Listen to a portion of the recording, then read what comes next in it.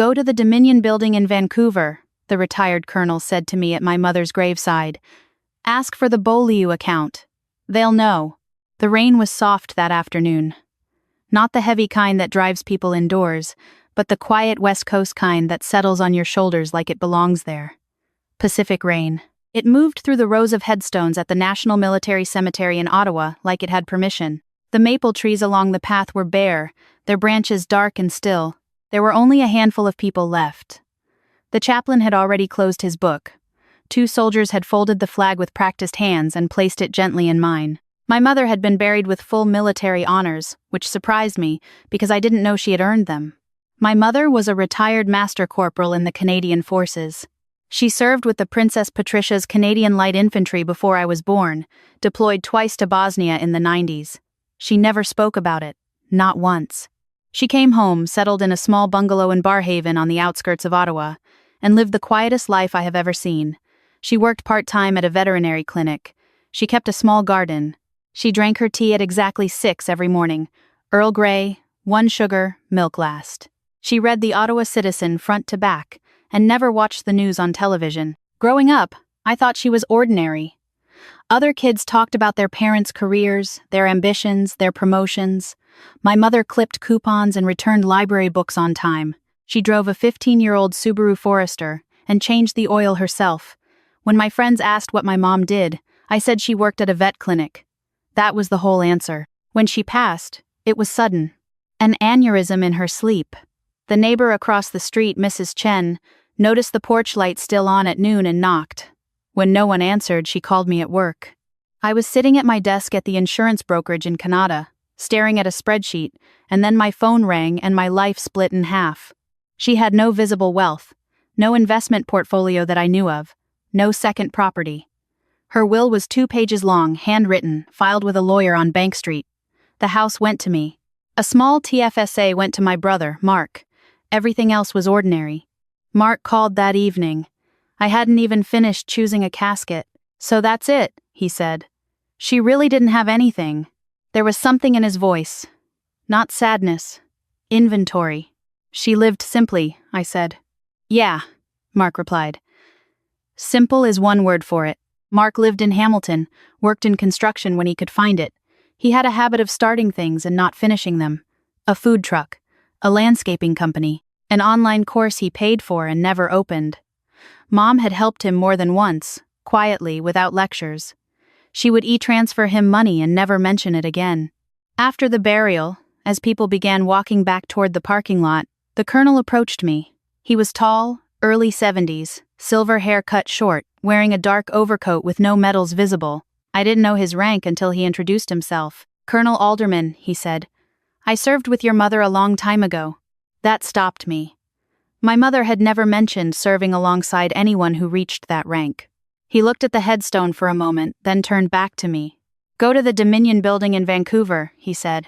Ask for the Beaulieu account. They'll know. He handed me a plain white envelope. Inside was a single card, no logo, just a name and a phone number with a Vancouver area code written in blue ink. Before I could ask anything, he nodded once, the way military people do when the conversation is over, and walked away through the rain. I stood there holding that card until my fingers went numb. I didn't tell Mark. That evening, I went back to Mom's house. The place still smelled faintly of lavender and wood polish. Her boots were by the back door. Her tea mug sat clean on the drying rack beside the sink, turned upside down the way she always left it. Nothing about her life suggested private banking. I opened drawers I had never opened before. Old tax returns from the CRA, insurance papers, receipts from Canadian Tire and Home Hardware. Everything ordinary, everything small. Then I found her passport. It was in the bottom drawer of her bedroom dresser, tucked inside a fabric pouch she used for travel documents. The pages were thick with stamps. Switzerland, Belgium, the Netherlands, Germany. Dates going back almost 18 years. Trips I never knew she took. I sat on the edge of her bed and tried to understand. Mark called again that night. What's the plan with the house? He asked. It hasn't been a week, Mark. I'm just asking. If there's equity, we should talk about it now before the market shifts. There it was again. Practical, efficient, transactional. There's not much to divide, I told him. He exhaled. Yeah, sounds about right. After I hung up, I looked at the card again. I wasn't someone who chased mysteries. I worked in insurance. I assessed risk for a living, but something about the colonel's voice hadn't been dramatic. It had been procedural, like he was delivering instructions that had been waiting for exactly this moment. I called the number the next morning. A man answered, calm, professional, precise. I gave him my mother's name. There was a pause. Yes, he said. We have been expecting your call. My heart didn't race. It slowed. He asked when I could travel. I said I would need a few days. Of course, he replied. When you arrive, please bring government-issued identification, a certified copy of the death certificate, and any documents referencing the Beaulieu account. No mention of money. No mention of amounts. Just calm expectation. After I hung up, I walked through the house again. I noticed things I had overlooked before. A locked metal filing cabinet in the basement behind the furnace. A small fireproof safe in the hall closet that I had never seen opened. My mother had lived modestly but not carelessly. That afternoon, Mark texted, "Don't do anything with the house until we talk." I stared at that message for a long time. The next morning, I booked a flight to Vancouver. I told Mark I was meeting with Mom's lawyer to finalize paperwork. That was enough to keep him from asking questions. He showed up at the house the day before I left anyway. He didn't knock. He used the spare key Mom kept under the ceramic frog by the side door, which I had forgotten existed. He was standing in the kitchen when I came downstairs. Smaller than I remember, he said, looking around. It's the same house. He ran his hand along the counter where Mom used to roll out pastry dough on Saturday mornings. Hard to believe this is everything she had. That's what you keep saying. He turned toward me. I just don't want you making decisions alone. It's her will, I said. Not mine. He gave a short laugh. Yeah. She always did things her own way. There was resentment in his voice. Not loud, just worn in, like a crease in leather that had been there for years. We sat at the kitchen table where Mom used to do her crossword puzzles every Sunday afternoon. Mark leaned back. She lent me money, you know, he said. I know. More than once. I know that too. She said it was fine. Said I'd figure things out. You didn't, I said quietly. That landed harder than I intended. He stiffened. Easy for you to judge, he said. You've always played it safe. Maybe I had. I had a steady job. I paid my rent on time. I didn't chase business ideas or buy equipment I couldn't afford. Mark did all of that. Mom loved you, I said. She respected you, Mark replied. There's a difference. That stayed with me long after he left. I packed one carry-on bag that afternoon. I tucked Mom's passport into the side pocket, along with the death certificate, my own ID, and the plain white card from the colonel. The flight was 5 hours. I had time to think about the years after Dad left when I was 9 and Mark was 12. Mom never said a bad word about him. She just worked. She picked up extra shifts. She paid the mortgage. She made sure we had winter coats and hockey registration. Mark resented her for not being softer. I loved her for being steady. Vancouver was gray when I landed, but a different gray than Ottawa, warmer. The mountains were hidden behind low clouds. The cab driver was friendly and talked about the Canucks the whole way downtown. The streets smelled like rain and cedar. The Dominion building was old, stone and glass, tucked on a side street near Gastown. No flashy signage. Inside, everything was quiet. Dark wood, brass fixtures, the kind of place where noise felt unwelcome. I gave my mother's name at the reception desk. The woman behind it didn't react. She made a call. Within minutes, a man in a gray suit approached me. He looked about 50, composed, unhurried. Miss Beaulieu? He asked. Yes. Please, come with me. We walked down a corridor that smelled faintly of old paper and lemon oil. No marble statues, no security gates, just doors and quiet. He led me into a private office and closed the door gently behind us. I am very sorry for your loss, he said. Your mother was a remarkably disciplined woman. That word caught me. Disciplined. You knew her? In a professional capacity, he replied. He opened a leather folder. Inside were documents neatly arranged, my mother's signature on several pages dated over 2 decades. She established a trust here in 2004, he explained. It has been maintained with consistent contributions. I looked at the numbers. They were not billionaire numbers, but they were substantial. Enough to change a life. Enough to protect several. This can't be right, I said. It is correct, he assured me. What was it for? He folded his hands. Your mother designated the trust to support a specific group of individuals, former service members, particularly women veterans. Medical needs, transition support, family assistance during hardship. She also funded educational bursaries through several Canadian universities, administered anonymously. I sat back slowly. She never said anything. She would not have, he said. Confidentiality was important to her. And me? I asked. You are the successor trustee. The funds cannot be dissolved without your written approval.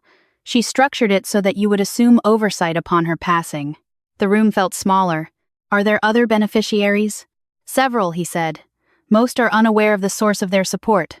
We have contact information. They do not know of your mother's passing. He slid another envelope toward me. There is also a letter, he said, written in your mother's hand. It was to be delivered only after her death. My hands trembled slightly as I picked it up. Before I opened it, my phone buzzed. Mark. I let it ring once, then answered. So? He asked immediately. What did the lawyer say? I'm still reviewing documents, I said. Is there anything? I looked at the numbers again. Yes, I said slowly. There's something. Long pause. How much? I didn't answer. Because in that moment I understood something clearly. The trust wasn't a hidden fortune waiting to be split. It was a responsibility, and my brother had no idea what our mother had really been doing all these years. I didn't tell Mark the amount. I told him I needed time to understand what I was looking at. That part was true. The numbers were real, but they weren't the whole story. What mattered more was the structure. After I hung up, I opened the envelope. The paper was thick. Her handwriting hadn't changed since I was a child. Block letters, straight lines, no flourish. If you're reading this, then I didn't get the chance to explain it myself. That line alone made my throat close. I didn't hide this from you out of distrust. I hid it because money changes the way people hear you. She went on to explain that after she left the military, she stayed in quiet contact with a small circle of women she had served with. Not reunions, not social calls. Quiet check-ins. Over time, some of those women had faced medical issues, injuries that resurfaced years later, PTSD that worsened in silence, financial strain after VA benefits proved insufficient or delayed. She didn't campaign about it. She didn't write letters to MPs. She simply started setting money aside. You don't make noise about helping, she wrote. You just do it. I folded the letter and placed it back in the envelope. The advisor returned with a second folder. Inside were anonymized summaries of the people who had received support over the years. Tuition for a daughter after her mother's injury forced early retirement. Rent assistance for a veteran in Winnipeg who couldn't work. Specialized treatment for a woman in Halifax whose PTSD had gone untreated for a decade. A bursary that had put 3 Indigenous women through nursing school in Northern Ontario. My mother had never been flashy, but she had been steady. The trust is currently valued at just over $9 million, the advisor said. $9 million. My mother had driven a 15-year-old Subaru. She bought her clothes at Value Village. She made soup from leftovers every Thursday. How? I asked. Investments, he said. Disciplined ones. Long-term, conservative growth. She contributed consistently and never withdrew for personal use. Not once. That word again. Disciplined. What happens now? I asked. You assume full oversight, he replied. Disbursements continue unless you choose otherwise. And if I choose to liquidate? It is within your legal authority, he said evenly. Though there would be tax implications, and the CRA would need to be notified regarding foreign-held trust disclosure. I thought of Mark's voice. How much? The temptation crossed my mind. Dissolve it, split it, move on. It would be simple. It would quiet everything. But it would erase what she built. My brother will contest this, I said. The advisor nodded slightly. The trust is valid under both Canadian and British Columbian law. However, family disputes over estates are not uncommon in our experience. He handed me a packet of legal documentation and the contact information for a law firm in Ottawa that specialized in international trust matters. This will not be dramatic, he said. It will be procedural. That reassured me. When I stepped outside into the Vancouver air, the rain had stopped. The mountains were still hidden, but the sky had lightened. I walked slowly along the waterfront near Canada Place before returning to my hotel. I didn't feel rich. I felt responsible. That evening, Mark called again. "Don't avoid me," he said. "Mom created a trust," I told him. "For who?" "For veterans. Women who served. Their families." Silence. "And us?" he asked. "I'm the trustee." "That's not what I asked. There's money," I said carefully. "But it's not sitting in an account waiting to be divided." "How much?" $9 million, I said. He went quiet for what felt like a full minute. $9 million, he repeated. "And she let me borrow 2,000 at a time like it was a sacrifice." "She wasn't pretending," I said. "She lived that way on purpose." "That's insane," he said. "It's not." "I'll call a lawyer," he said. I figured. After we hung up, I sat on the edge of the hotel bed and reread her letter. Money tests people. She hadn't written those exact words, but I could hear her voice saying them. For years, Mark believed Mom favored me. Maybe in some ways she did. Not because I was better, because I listened. Now I was in a position that would test me too. I could dissolve the trust and walk away comfortable. Or, I could continue what she started and risk becoming the villain in my own family. I slept poorly. When I boarded the plane back to Ottawa the next morning, I carried more than documents. I carried a decision. Mark's truck was in the driveway when I got home. He was sitting at the kitchen table with a yellow legal pad and a pen, like he was preparing for a negotiation. "You move fast," I said. "I called a lawyer in Hamilton," he replied. "A state specialist." Of course he had. He didn't ask about Vancouver. He didn't ask about the flight. He went straight to it. "You're not keeping that money from me." "I'm not keeping anything." "But you don't understand what it is." "Then explain it." I placed the folder on the table and walked him through it the way the advisor had walked me through it. "It's a trust," I said, "established in 2004. It supports specific veterans and their families. Medical care, housing, education bursaries." Mark frowned. "That's charity." "It's responsibility." "And you control it?" "Yes." "And I get what?" I looked at him carefully. "You were not named as a beneficiary." The word sat between us like a wall. His jaw tightened. "So she cut me out. She made a choice." "Because I was the screw-up," Mark shot back. "Because I wasn't perfect like you." "She wrote a provision," I said quietly, "about financial stability. She didn't want the trust dissolved." "That's not what I'm asking." Mark put his hand flat on the table. Not violent, just frustrated. "What did she say about me?" I hesitated. "Mark." "What did she say?" "She said she had already given you what she could." Mark laughed once. Short, sharp. "So that's it. I get nothing." "You got help," I said. "Multiple times." "That's different." "Yes," I said. "It was." He stood and paced the kitchen. "You always thought you were better," he said. "I never thought that. You stayed close to her. You knew how to talk to her. I didn't." "That's not about money." "It is now," he said. He stopped pacing.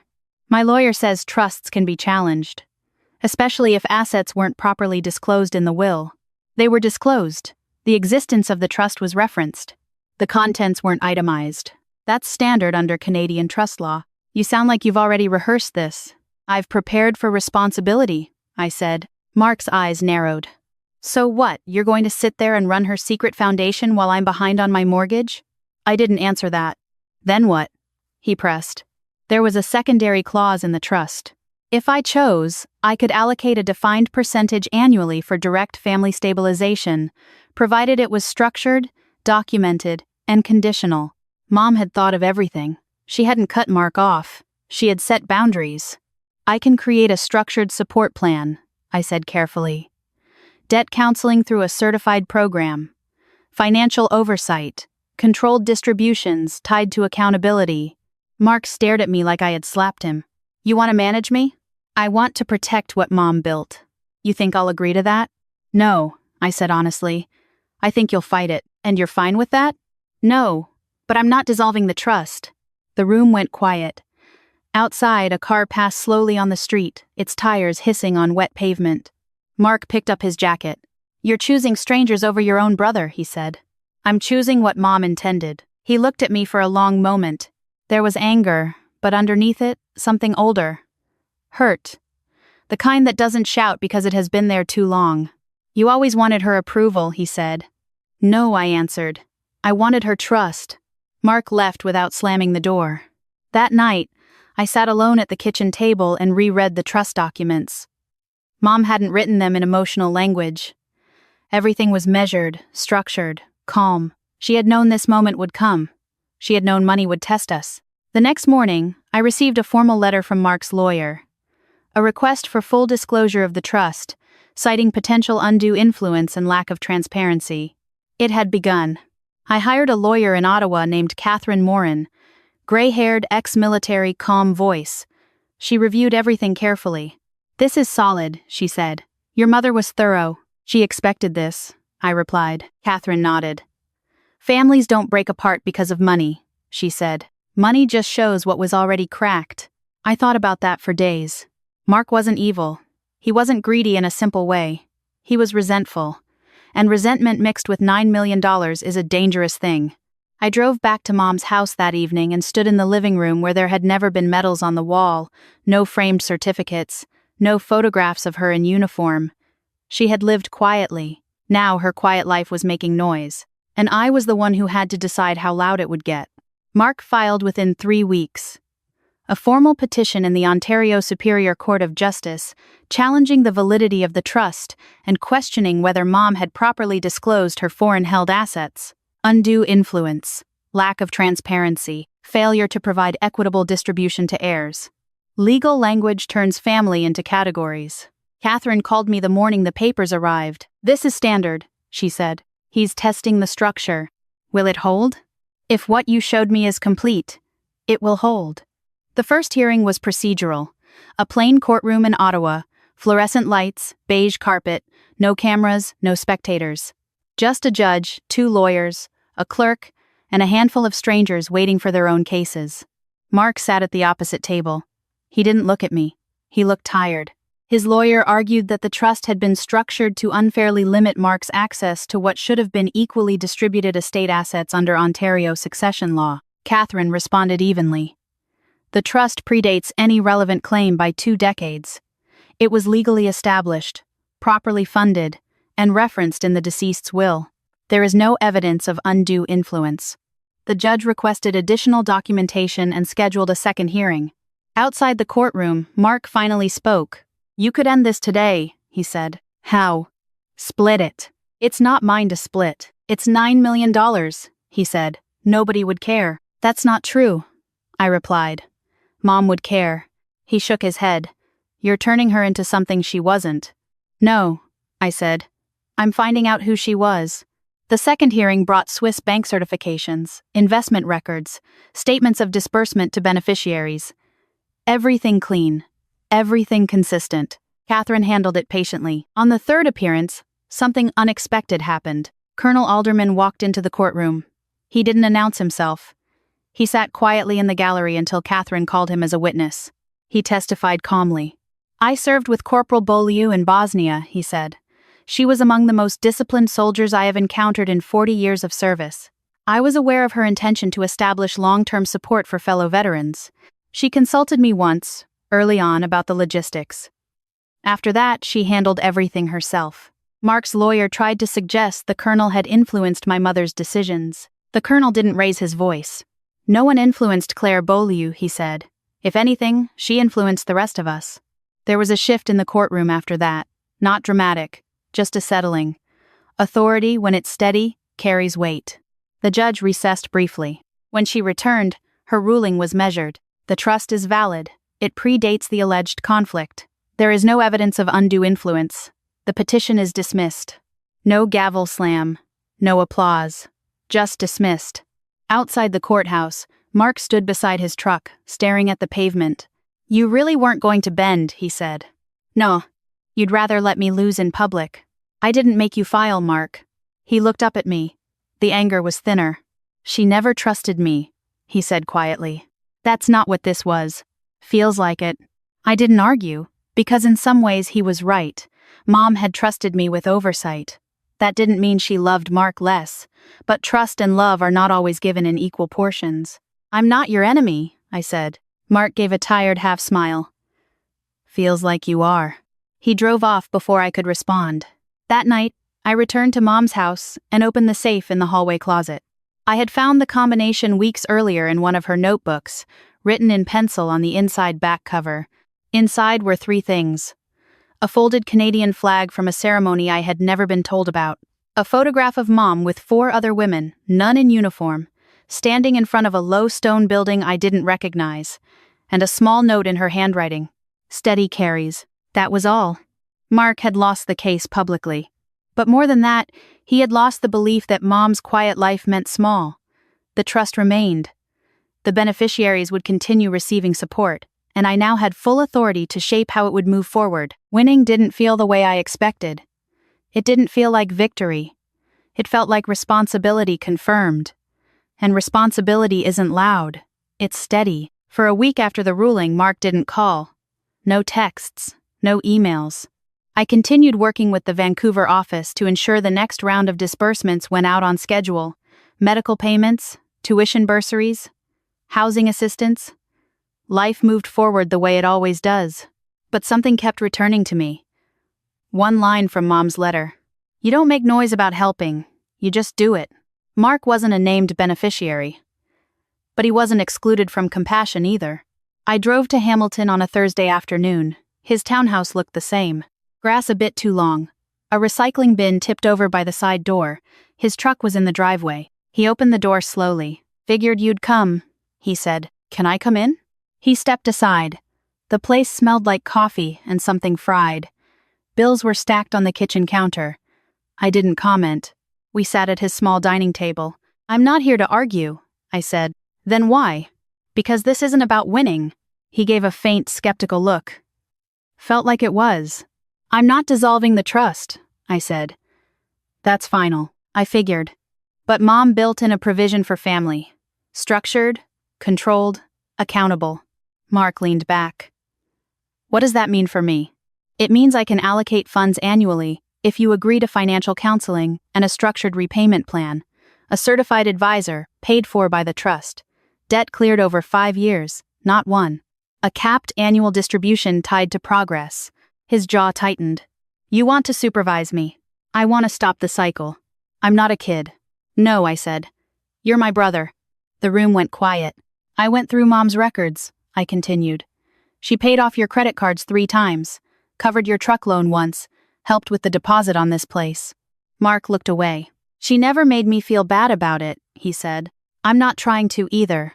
Then why the conditions? Because she believed in boundaries, I said. So do I. Mark stared at the table. I wanted her to be proud of me, he said. I know. She never said it. She didn't say it to me either, I told him. She showed it differently. Mark's eyes were glassy, but he didn't cry. You got the trust, he said. That says enough. No, I said. It says she trusted me to protect it. That's different from being loved more. We sat there for a long moment. I'm offering you this, I said. Structured debt repayment. A financial advisor. A capped annual distribution tied to progress. No lump sum. No blank check. And if I say no, then nothing changes. He nodded slowly. You'd really walk away. I already did once, I said. In court. That wasn't revenge. That was reality. Mark leaned forward, elbows on the table. I don't want to be the guy who sued his sister over money, he said. Then don't be. He gave a tired laugh. You talk like Mom. I learned from her. We spent the next hour going through his numbers. What he owed. What it would take to stabilize over 5 years. It wasn't glamorous. It was spreadsheets and discipline. When I stood to leave, Mark walked me to the door. You really went to Vancouver? He said. Yes. And she really built all that? Yes. He shook his head slowly. I thought she had nothing, he said. She didn't have nothing, I replied. She had a plan. Neither of us said more. As I drove back to Ottawa along the 401, the sky opened into that pale late winter light that makes the Ontario farmland look like it stretches forever. I thought about the first time I opened Mom's letter in that quiet office in Vancouver. Money changes the way people hear you. She was right. For a few months, Mark only heard numbers. So did I, if I'm honest. 9 million can quicken your pulse. But over time, the number faded. What remained was structure, responsibility, legacy. Mom hadn't left me wealth to enjoy, She had left me a standard to maintain. A year after the court dismissed Mark's claim, we stood together at the cemetery in Ottawa. Not because the trust required it, not because anyone asked, because it felt right. The headstone looked the same. Clean. Simple. Her name, rank, and dates.